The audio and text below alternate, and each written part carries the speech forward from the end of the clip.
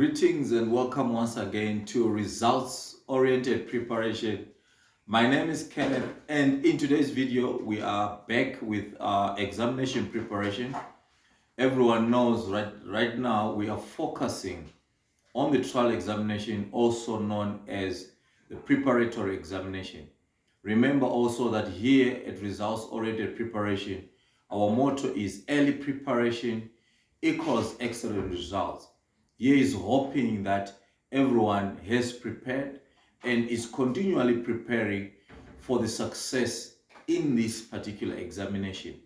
Therefore, before we go ahead with our content today, please help the channel, like, share the video, as well as subscribe if you have not yet subscribed. The preparatory examination, as the name suggests, is to prepare you for the final examinations in the October-November exams. Especially here we're focusing on the matrics in South Africa. As it stands right now, we have thousands upon thousands of matrics, if not hundreds of thousands, who are writing this examination this year.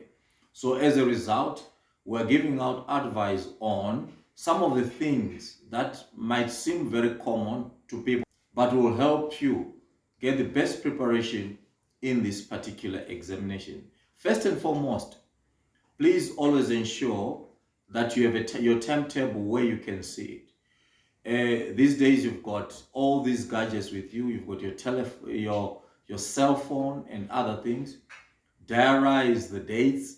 Diarize also the sessions, whether it's a morning session or it's an afternoon session. Make sure that you diarize them, put notifications and alarms on your cell phone so that you know exactly when you are writing and the times that you are writing. Also, put your timetable where it is visible, all right? You can make copies of your timetable, but always have your timetable where you can see it almost on a day-to-day basis. This will prepare your mind much better for that particular examination. And then the second thing that people always think is not that important, but is one of the most important things, is stationery. Gather your stationery in time.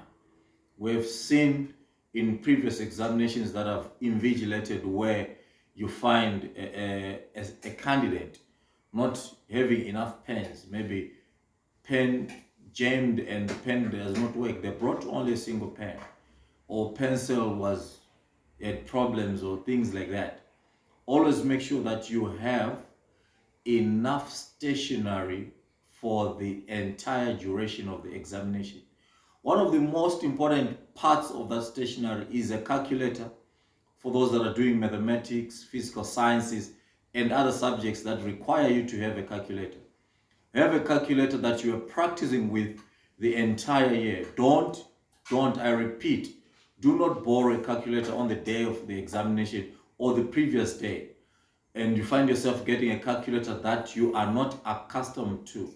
If, for example, you've been using a Casio, use the calculator that you've been using throughout the entire year, because different functions and they work differently, and it will confuse you, and you need to know it instead of discovering it in the examination. Please make sure that the calculator issue is sorted.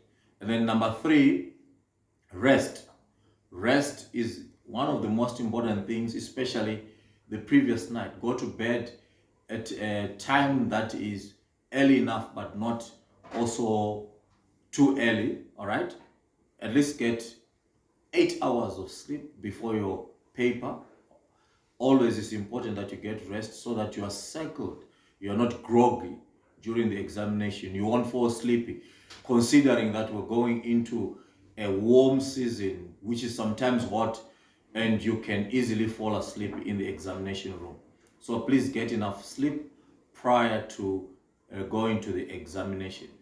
And then on the day of the examination, now we are on the day of the examination, leave your home on time. Give yourself ample time, depending on where you're staying, how far your home is from your examination center or your school. Give yourself enough time to travel so that you are at least at your writing designated places 1 hour before time.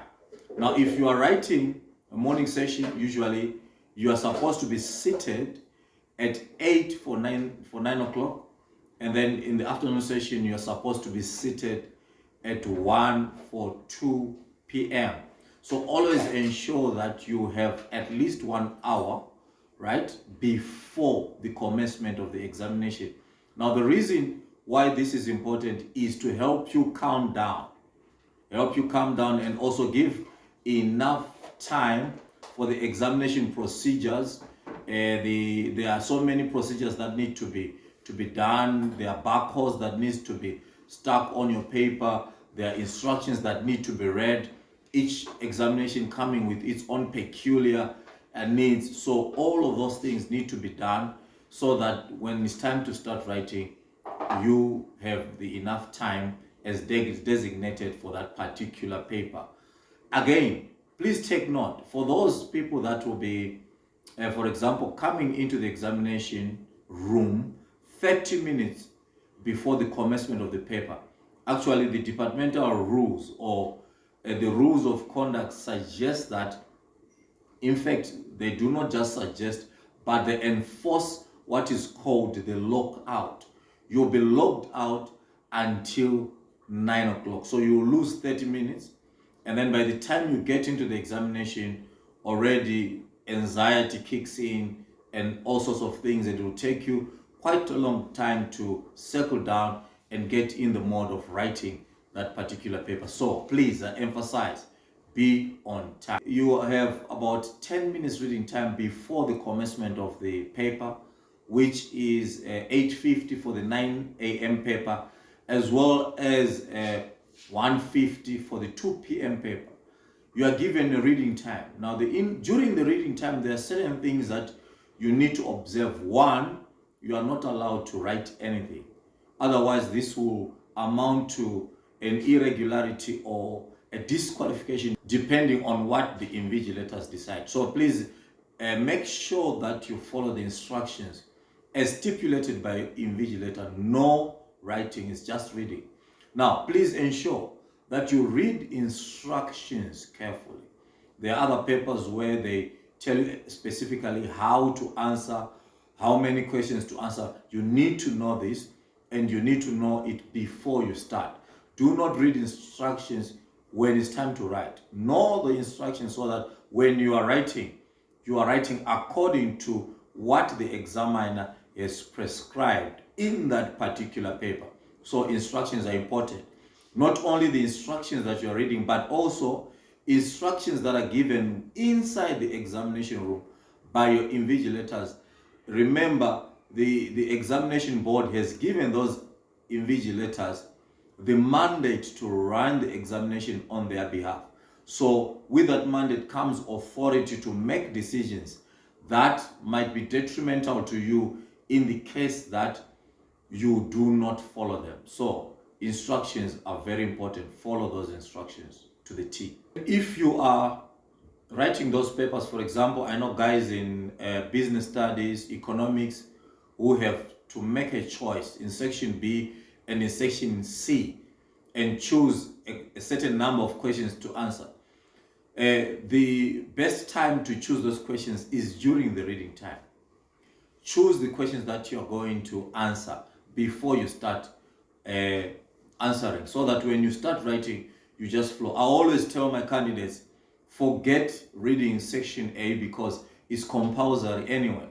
Go to section B and select those 2 questions out of the 3 and 1 question out of the 2 from section C if it is economics or business studies, so that when you start writing, you just flow through the paper. One of the most easily forgotten things, and remember, you are writing sometimes against time and you're writing faster, but it is important that you write legibly, write as clearly as possible.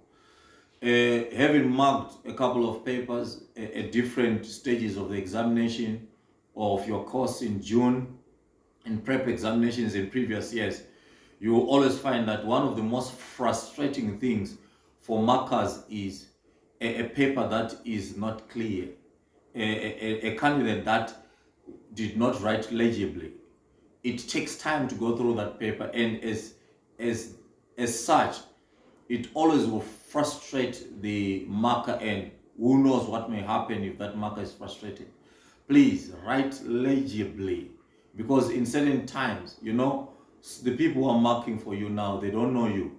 It's just a candidate number there. They might not have the patience that your teachers had in trying to look for that point in whatever you are writing. So write legibly.